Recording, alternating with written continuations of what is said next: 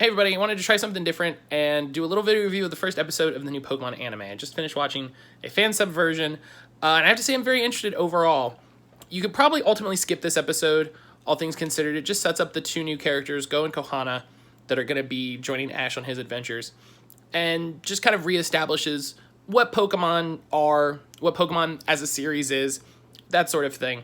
The second episode looks like it's going to get right into it. They preview a battle with Lugia, which is pretty interesting.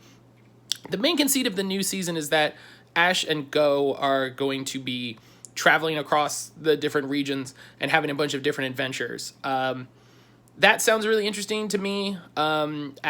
Overall, it is weird that they're not doing a Galar specific anime. It could just be that they haven't sorted out what they want the storyline for that to be yet, and whatever the next season of the anime is, that will be that. Or maybe they'll just introduce that as part of the overall narrative. I don't know.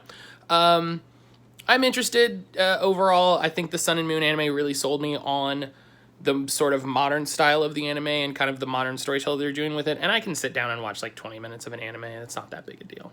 So yeah, I wanted to do something a little different. I'm going to try to keep these ultimately short. Like I can see at the timer, it's ultimately less than a minute. But yeah, so this episode, I think ultimately skippable. If you've read up on what's happening and all of that, I do think the animation style is pretty nice. It's the same. I'm pretty sure it's the same studio that did Sun and Moon. I can't imagine why it would change. So the animation quality is fantastic, I think, and it only looks like it's gotten better. So yeah.